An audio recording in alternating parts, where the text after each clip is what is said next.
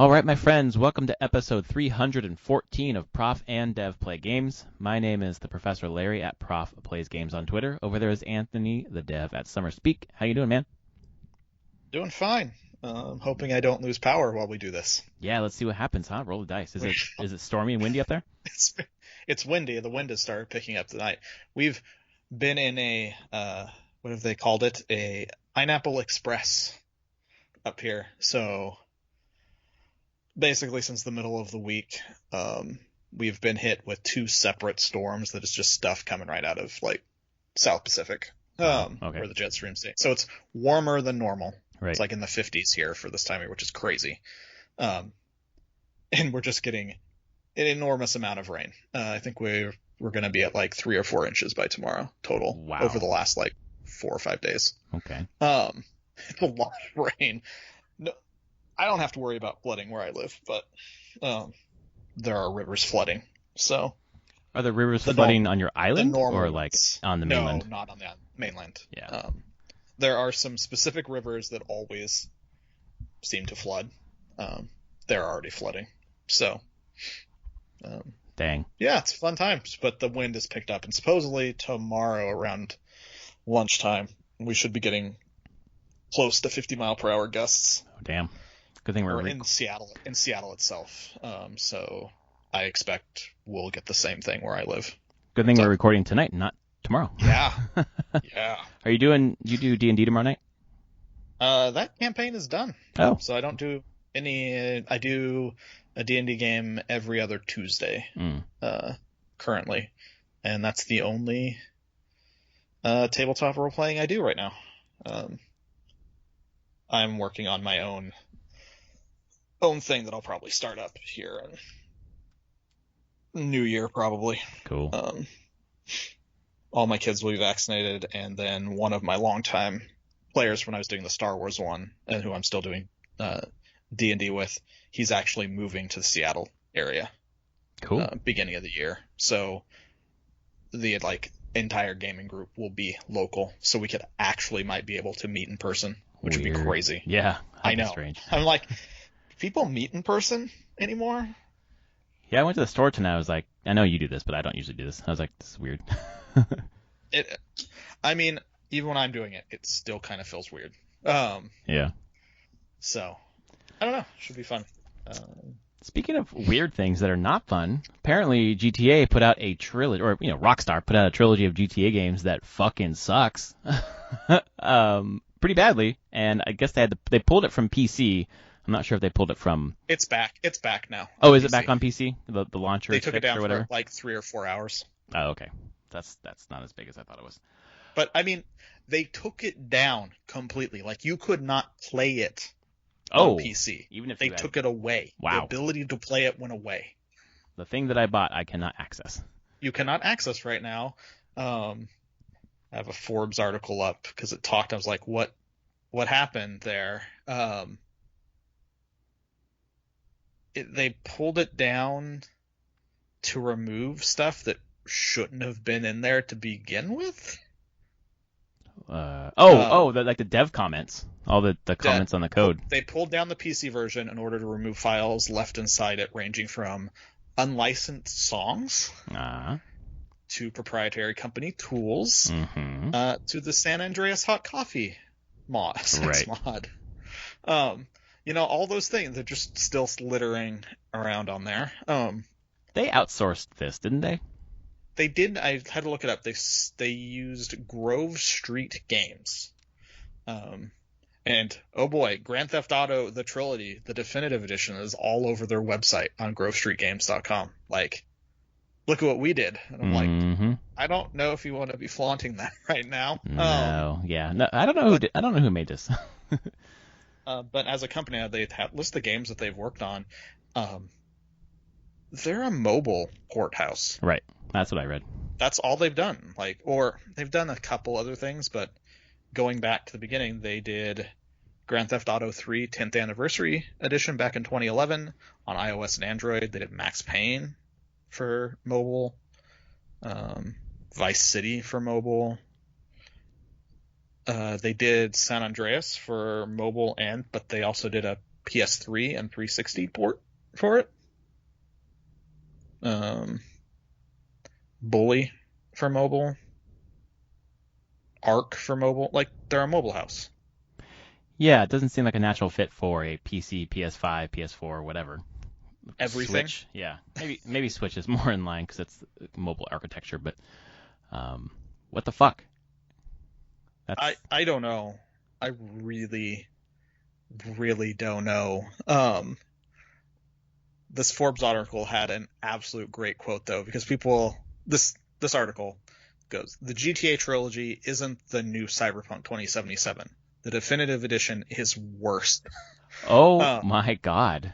But basically a quote they had read there was, CDPR shot for the moon with Cyberpunk 2077 and missed, while Rockstar shot for the ground and somehow still missed.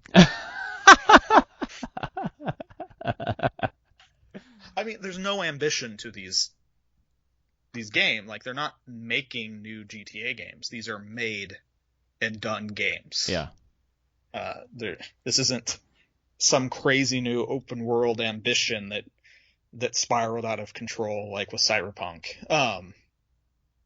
They literally just had to put out good versions of 3 20-year-old games, roughly, at this point.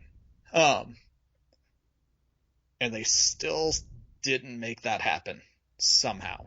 And I think, looking at the people that made it, Grove Street, the thing is like, being the mobile house, like what they had done before wasn't really remastering or making anything better. They were just like, get that PS2 game to run on iOS and Android without issue. Right. Well, what they were asked to do for Definitive Edition was not just do that. It was to make it at least remaster a bit of it, bring it somewhat up to par, clean up some graphics, better models, textures, not to like the level of a remake like Final Fantasy VII, but just make it look a bit better on modern hardware. I think that's probably where we got into the issue more than anything, because this is not a studio that seems to have any knowledge on how to do that. Yeah, I don't know, is that a cost-cutting measure? Like, why not just do it in-house? You're probably working on other shit, I'm sure, so that's why, but boy. GTA 5? I mean, that's all they're working on, right? Right, yeah, and they're all, they've delayed that, so they're all hands on that one, so they don't want to, I don't know, spread themselves thin, but I don't know. On one side, it's like, okay, you knew it was going to be bad and you just wanted the money. But on the other hand, if that's not true, they actually want to put out a quality product, like, what the fuck? Like, this is terrible project management. Yeah. To say the least. I'm more, like, multiple people dropping the ball. Honestly, multiple people dropping multiple balls along the way. Yeah. Because you're like, Grove Street, are you turning over something you're proud of? Rockstar, are you actually signing off on this? And then you take 2 on top of that, being like, do you really want to put this out? Right, like all the, you've talked repeatedly about, I forget what you call them, like gate checks or whatever. Yeah. Along the way, like, let's look at a build, let's play it, let's see what it's like. Like, boy, it's almost like the CD Projekt Red thing. We're like, yeah, we know it's a mess, but we're going to be able to, we're Rockstar. We're going to be able to fix this before it goes out. But you're not. It's not Rockstar. It's someone else who doesn't even make these kind of games. And even Rockstar, with a game that they've already made, GTA 5, that they're redoing for next gen, still had to delay theirs. So why not just delay this? Because, I mean, they had nothing else to put out, I guess, for the holiday season. Go to the point of being, why not just delay it, or get into the fact that you're probably buying into the sunk cost fallacy and just kill it. And kill it, exactly. If you can't actually get it to a place you need to be. Right. This is worse for you than not putting it out. Because I'm sure they didn't spend an insane amount of money on it. Like,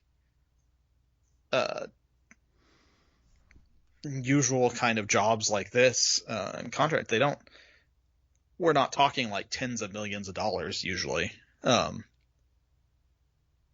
because the actual game. They're not like redoing from the ground up the game. So that could also be an issue, is like, oh, these engines don't really work that great for remastering. Like the engine itself that GTA 3 and its ilk were built on, maybe there's stuff in there that it just can't really handle what they were trying to do with it. Because I've heard performance is terrible across all platforms for the most part. Yeah, and I first started seeing those reports with Switch, and I was like, yeah, no shit. Everything runs like shit on Switch unless Nintendo made it, for the most part, unless it's indie. But then I started to see it was on everything. and pulled from BC, like, oh, this is just bad across the board. Yeah. I just don't know how this gets out the door, honestly. Because so many people had to sign off on this with being okay that this gets released. I can't imagine Rockstar signing off on it. We need it out for the holiday. We'll fix it with patches. Don't worry about it. Kinda, I guess, but I mean, I guess they haven't released anything in a long time since. Well, I guess Red Dead 2 came. Yeah. Red Dead 2 came out, but Red Dead 2, I even look at it and be like, that's at least a game that I'm like, you guys cared about this game a lot. Yeah. It looks amazing. It's not up my alley and type of gameplay that I want to deal with, but it clearly they cared about the product a lot. Yep. And that was been pretty true with Rockstar. They care about their games and what gets released. Why they don't release a bunch of shit in general. Like, it's few and far between. So that also makes me wonder if, like, did Rockstar have any say on this going out or not? What if Take just be like, no, this is going out. Like, yeah, exactly. So you guys aren't working on it, so we own you. We own the property, so we're just gonna have this done. Well, we're getting yelled at by shareholders to put out more games to make more money, so we're gonna fucking do it. And Rockstar's like, all right, we'll show you what that looks like. Here's what that looks like. Now, leave us the fuck alone. I just have a hard time seeing them just like rubber stamping this, and letting it like. Rockstar is as a division of Take-Two, they're still making shit tons of money with GTA 5. So it's not like they need something else out to make a bunch of money. So yeah, the more I've just been thinking about it, I'm just like, I don't understand. I don't see Rockstar rubber stamping it. I see this being done by Take-Two over them. Yep. We need that holiday game. You guys, it was supposed to be GTA 5, fuckers. So we're gonna do this game no matter what. We need something for this quarter. Oh God. What a fucking mess. So bad. Yeah. Why?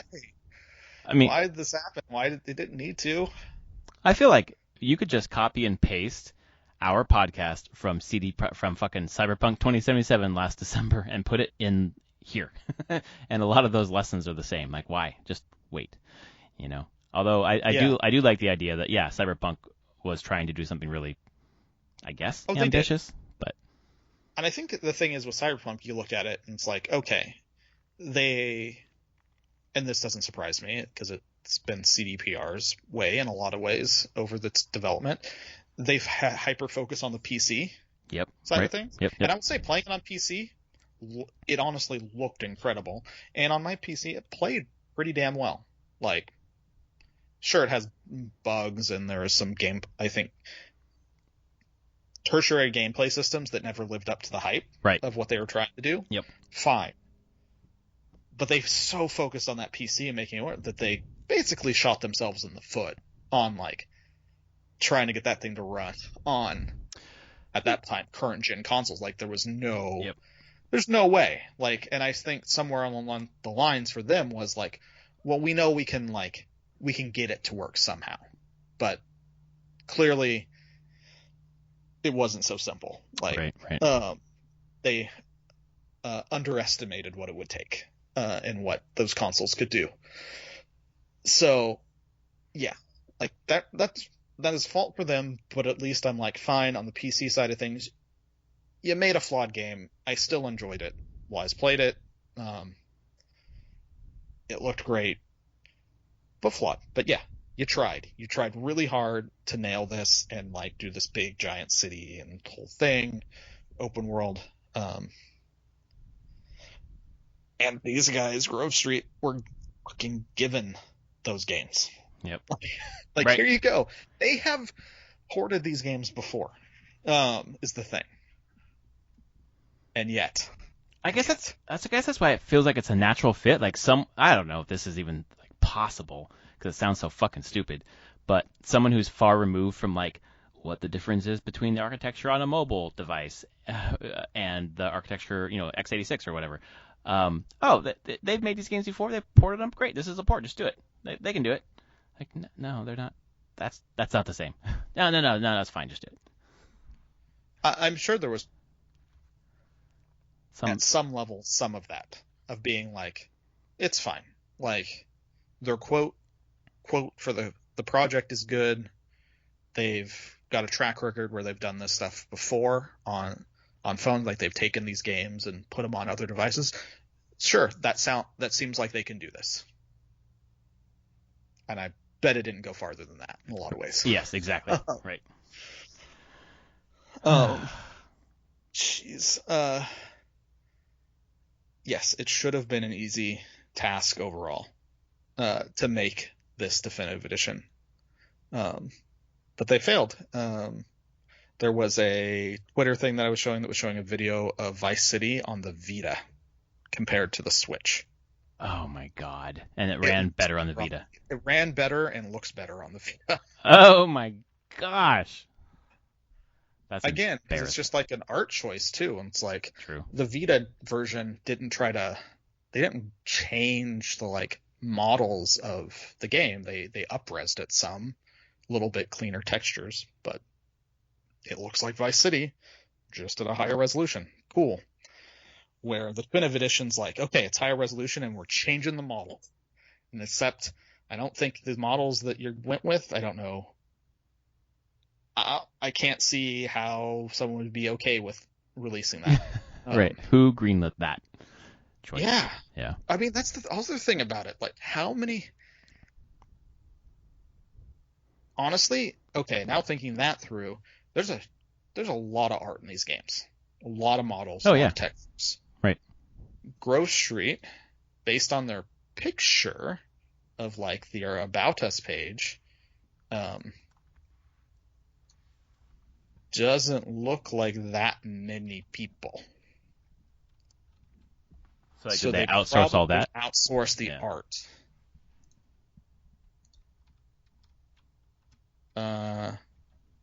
Yeah, and actually, more on their webpage, Morgan Hughes, COO and art director. While still directing game art on all of our projects, you'll find Morgan behind the scenes managing production and outsourcing. So yeah, they probably outsource most of the art.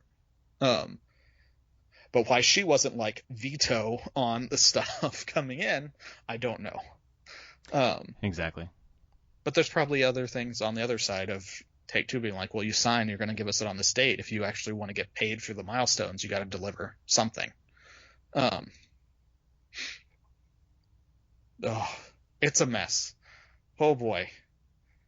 And the thing about all of this going on, I was talking to a friend actually at the grocery store who I saw, and we were lamenting about this, and my cynical self being like, you know what, everyone being pissed off right now that Rockstar Take-Two would take easy money on this. The moment GTA 6 releases, everyone will just buy it anyway. Well, it's almost like the same calculus people had with Witcher 4. It's like, whatever, people are still going to buy Witcher 4. Yeah. But, I mean, GTA is obviously a bigger juggernaut than Witcher, of course, so that holds even more true there. But yeah. I'm cynical and being like, cool.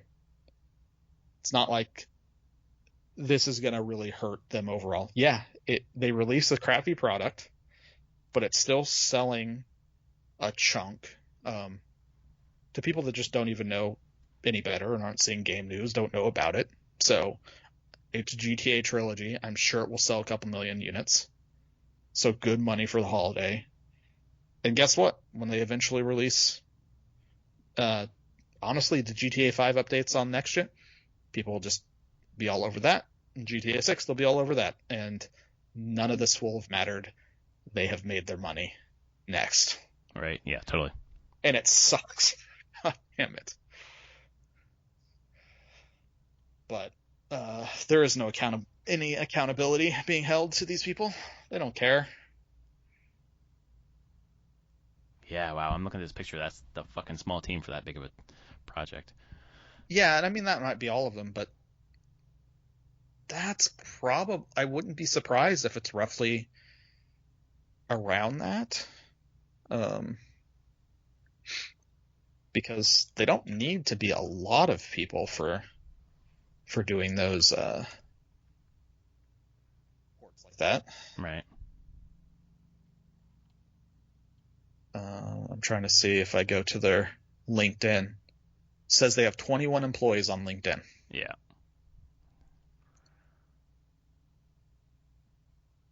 There's 18 in this picture. Yep, there you go. So yeah, they're That not dog doing is that 19, I guess. in-house. They're totally outsourcing all Yep, of that. Totally. Ouch, man. Yeah. You know, and part of it's like obviously work from home shit and navigating that and whatever. Sure. They're But I think that's the whole thing being, who rubber stamped this to put this out? Yep. And they're based in Florida actually, so maybe they are working face to face because Florida doesn't care about COVID. Yeah. Sure.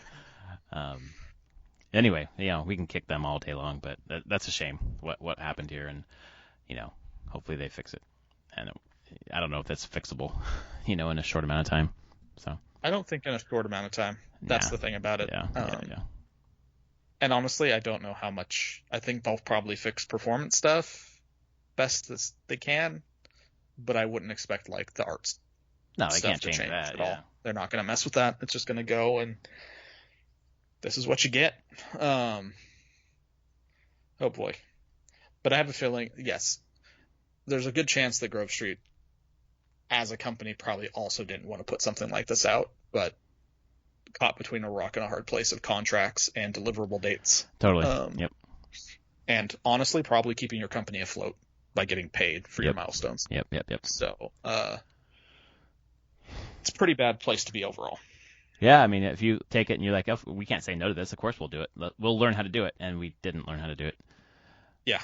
So that sucks. You know, you know, the people who asked them to do it should have known. Maybe don't ask them to do it. Yeah. So, oh well. I'm sure they do great mobile stuff, but yeah. Why don't we pivot to some good stuff? Well, how about we talk about what we've been playing? And I have played. I didn't play Kina at all this week.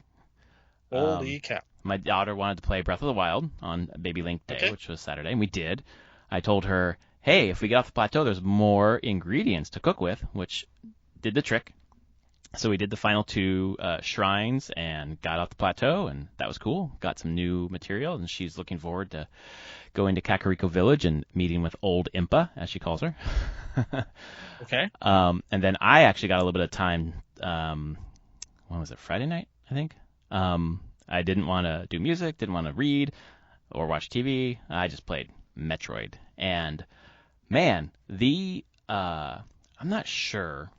I haven't played enough of the 2D Metroids outside of. I played Super Metroid, and I've played other Metroidvanias, obviously, like Castlevania games and also Hollow Knight or whatever. But the intro area to this one, I feel like is more accessible than other Metroidvanias I played because I get the language of Metroidvanias now, so I know there's a secret, blast the wall or slide under this wall. Like look everywhere on the screen for little secret, nooks and crannies. There was one area where I slid. There was like a really tiny tunnel underneath the left wall that I could barely see, and I slid through it. And then there was the Chozo statue with the charge beam power up, and then that unlocked a whole new. You can then cycle back through everywhere, obviously, and open new doors and shit. But it feels more accessible, and the visual language of these rooms. Obviously, it's gorgeous art, but I either know what I'm looking for, or they've made it a little more obvious to see the things the secrets to unlock in the walls, basically. But But then on top of that, so that feels a little bit, I don't want to say easier because it's not, but it just seems more accessible. But then throw in the Emmys, and it's just like, okay, I don't have time to look around in this area for those secrets because I'm getting chased by this fucking robot. And that adds some really cool tension that hasn't been present before in a Metroid game for me. And it feels fucking satisfying as shit when you can counter them. And I've countered them 3 times. Nice. And then run away and just like, yeah, I'm not exactly sure how I did that, but I fucking did it. You know, it's the flash in the eye or whatever, and I just like hit the counter button on that. But doesn't happen very often, but when it does, God, it feels good. So I got to spend more time with Metroid and like really fucking excellent gameplay. Like it's much, much better than Samus Returns for me, and just like so, it's just smooth, man. I really like it. So that's what I've done with my gaming time this week. That's cool. I was reading and watching some stuff on Dread, specifically about their map world layout. Mm-hmm. They do yes, it is. You're not wrong. They make it easier and friendlier for players. They also do a lot of tricks with limiting your like overall probability space of the map. So there's a lot of little places you can go through but can't go back yet. Yes, right. That has happened. To keep the area that you can actually explore at any given time more manageable in someone's brain. And so I think the game works really well if you play it just like follow the cues and what's going on. And like you said, you can notice little things pretty easily on the map of like, oh, I need to get these things. Where do I go? And it seems pretty easy to navigate through it. And in a way, if you're not thinking about it, you feel like you're doing it yourself. Yeah. But they are guiding you most of the time. Yeah, I felt like really smart. I'm like, no, this is just, there's a really nice invisible leash happening here. And I'd listened to a podcast when the game came out, and someone had said, when you get stuck in an area and you can't get back out, you're not stuck. You're there to learn something specific. And that's helped because, like you say, I keep getting stuck in spaces. I'm like, oh, I wanted to go back there to do that. Oh, I can't get back. Oh, I needed that thing to get through this area. I'm like, no, I don't. I'm stuck here because I'm intentionally stuck here by the developer to figure something out. So figure it out. And that's really been helpful for me because I think before with Super Metroid specifically, I felt like I was missing something way further away on the map. And I'd have to like traipse all around over and over. And this has felt like, and as you say that, it really clicks for me. I'm traipsing around a smaller section of the map, learning the thing, getting the skill, whatever, getting the charge beam, and then that just busts open the rest of the map. Yep. You know, typical Metroidvania, but like really fucking nicely designed. Until it collapses again. Because it always expands and then will collapse again, right. Put you in a space until you get a new ability or something to get out of there. It's interesting. It's like, I think it's some pretty incredible overall game design, Metroidvania. I do think there'll be people that like you're talking about, like the Super Metroid-ish kind of feeling of being like, oh, it's all open. Let me figure it out for myself. Right. I think might chafe against Dread. Because it's more handholdy? Yeah. Yeah. Just in a way of like limiting your space so much and like being like, which I get, like, but for me as a designer and playing games, I really appreciate what Dread has done. Well, for me as someone who has limited fucking time, like I remember picking up Super Metroid after Hollow Knight and having limited time to play through it and getting frustrated at the beginning and telling myself, you have to beat this game. It is a fucking classic. You need to do it. I'm glad I did, but man, I'm so glad Mercury Steam is respecting my time because it allows someone like me to then enjoy the game. Like I picked it up after not playing for 2 weeks. I reviewed the controls real fast and then moved on, and I didn't have to feel frustrated. That I had needed to start over or like where the fuck am I? Like it's the game design, the containment is really awesome. I 100% agree. What have I been playing? I have not bought Shin Megami Tensei 5. Oh, wow. I have okay. a page open on my computer window. Like the tab has been open since Thursday. On the Amazon listing or what? Like, No, on the eShop, Oh, okay, got it. Nintendo eShop. I have it open, logged in. I could hit the buy button any point in time. Um, what I have played though, I played a bit with coworkers of Deep Rock Galactic. Oh yeah, I saw you playing that on Steam. Yeah, I played that with some coworkers a little bit. And if they listen to this, they'll know I do not like that game. Oh really? Okay. I think it has some interesting concept from a meta level, and progression and what kind of stuff we were actually looking for. But I actually don't like the moment to moment gameplay. I don't like the feel of the FPS that it is. I don't like the art style. I don't like dwarves. You say you don't like dwarves? Yeah, I don't like dwarves. Yeah, In my fantasy world, dwarves are my lowest of the fantasy races. I put halflings above them even. I just don't like the whole dwarven aesthetic that usually comes along with it, and this plays fully into space dwarves kind of thing. Oh yeah. It seems like it could be a generally fun game. The moment to moment just felt clunky to me. Clearly it's done well. It sold like 3 million copies. But it's meant to really be like a co-op, 4-person co-op experience. You all have your classes and you have scouts and engineers, soldier, and one other one, and you all have special abilities. And so whatever the mission is involves doing some things on like an asteroid mining stuff, finishing your goal, and then getting extracted while like destroying waves of like bugs and whatever that are down there.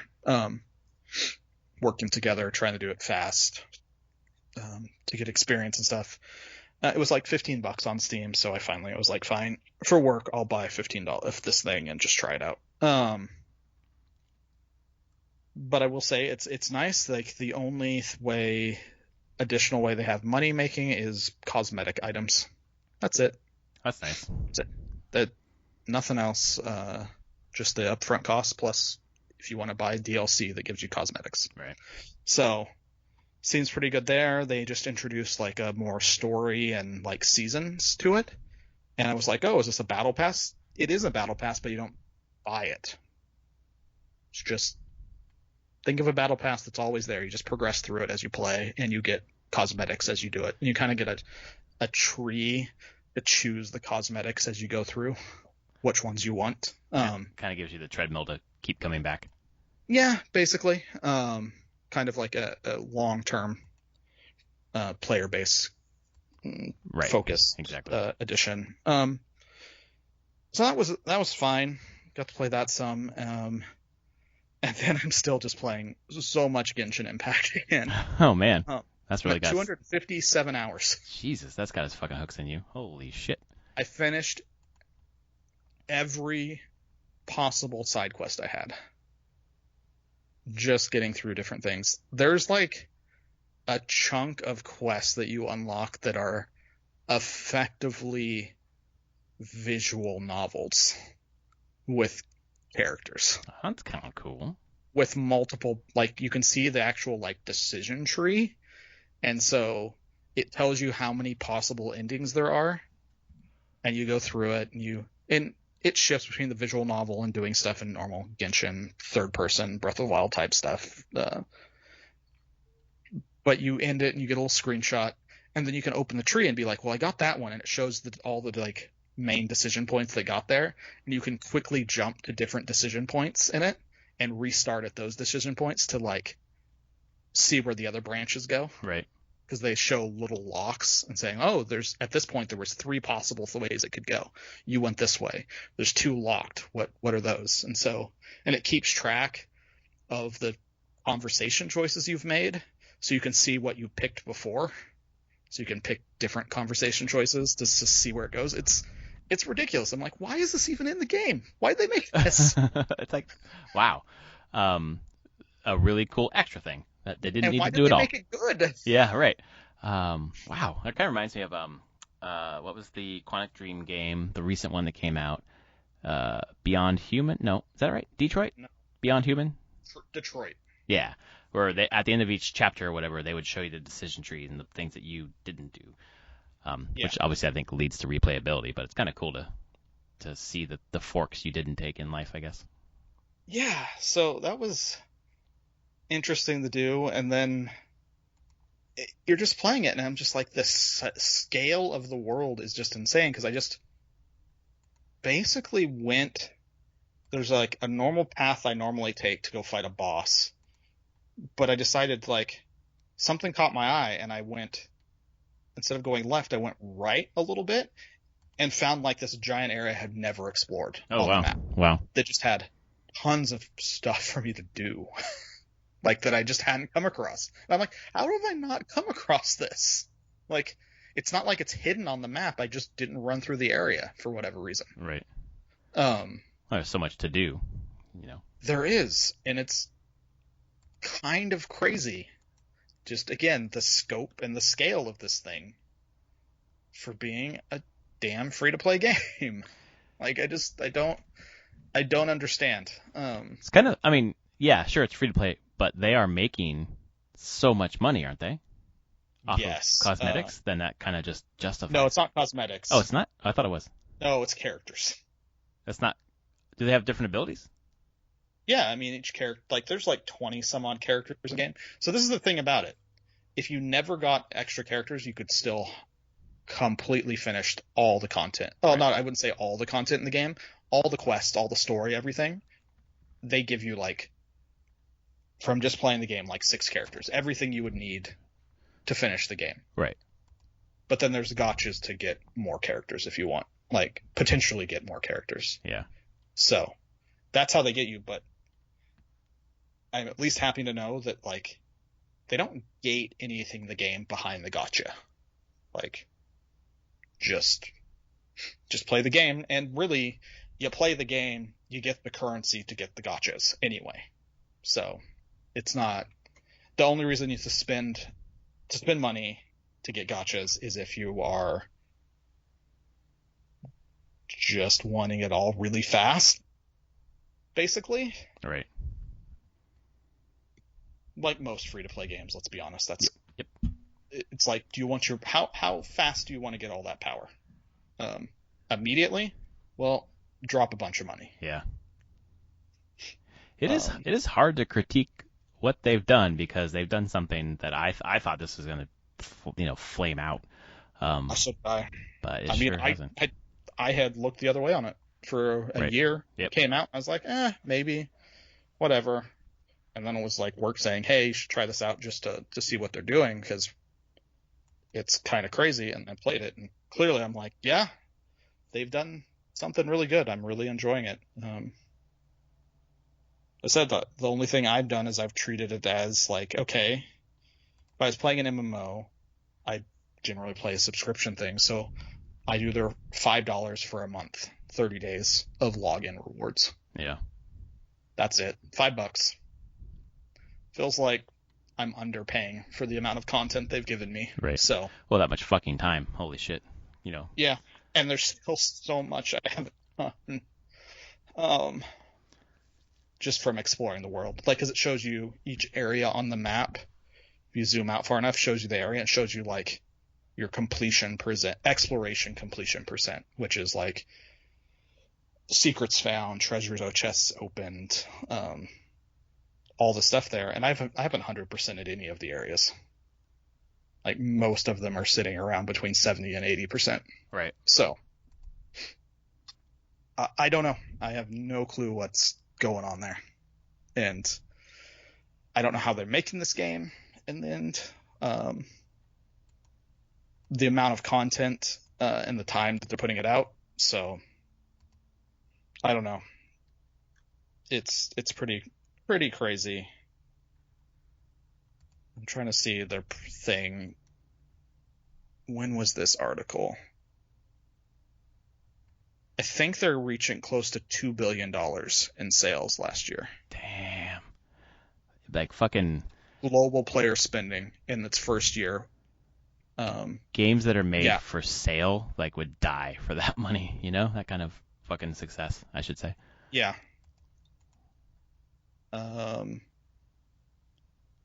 And jeez, yeah, this was it? I have no clue. They're just like they put up new character banners, new gotchas, and those things get insane sales, and China is buying into it a lot. Oh yeah. So I don't know. It's crazy. But if you just feel like playing a game just as free playing it, completely possible to do.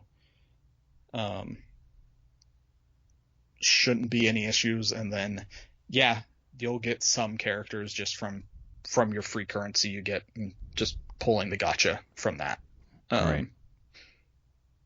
Because yeah, I've never straight up bought any currency. Haven't needed to. Never felt like I needed to. I think it's really just for the people that are. Honestly, I don't know. People that are burning through this game and just playing constantly. Yeah. Because. Yeah. Yeah, it's crazy. Still enjoying it, but I probably will get Shin Megami here soon. To tide you over till Endwalker. Endwalker on the 3rd? I think the 3rd now. Yeah. That's not that far away, to be honest. No. I did see the guitar for sale somewhere, like online. Oh, really? From Japan, like actual pictures of the physical guitar. They had it. Oh shit! Would have been $5,000. Oh my! I'm not doing it. Not doing it. It is like Tiffany saw it. She's like, "What? It looks like a Stratocaster." I'm like, "Yes." It's a pretty Strat. Exactly. That's all it is. With some blue and some purple, and the body is like molded with some translucent blue and purple parts on it. Right. And has a plate on the back of it that says a number. But I did check the things, and supposedly it has a switch based on the Fender announcement of it that turns on limit break. What the fuck does that mean? They don't say. It's like it has a limit break. Okay, so you're able to do like a killer solo after you like save up enough energy or whatever, or enough time has passed. I'm not intrigued enough to spend $5,000 to find out. Fuck no, dude. No. But I love guitar, and not me either.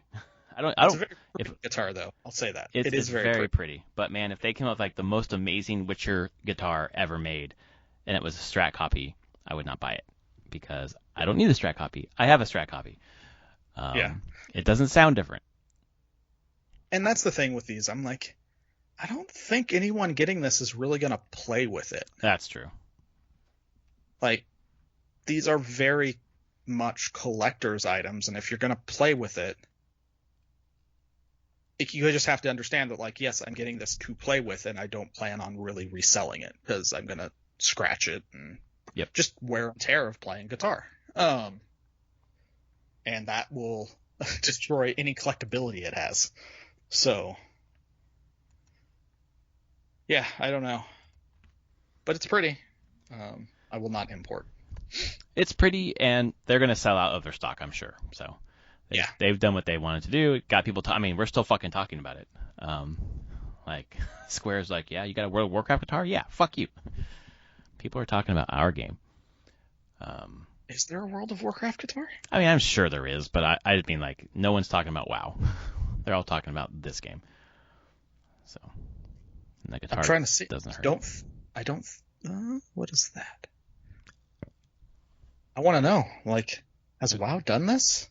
You would think they would have, but I don't know if an official guitar would make sense for that. No, they have not. It does not look like they've done anything. Crosses, overs, or merchandise stuff. Nope,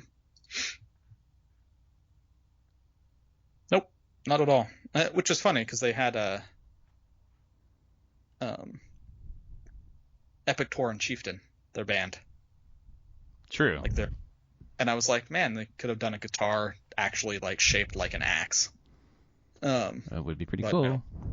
Nope.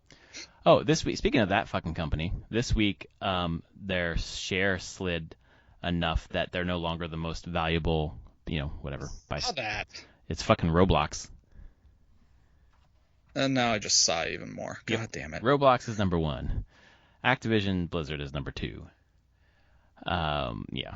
So, let's sigh. Our weekly check-in on their stock prices. What is their stock price?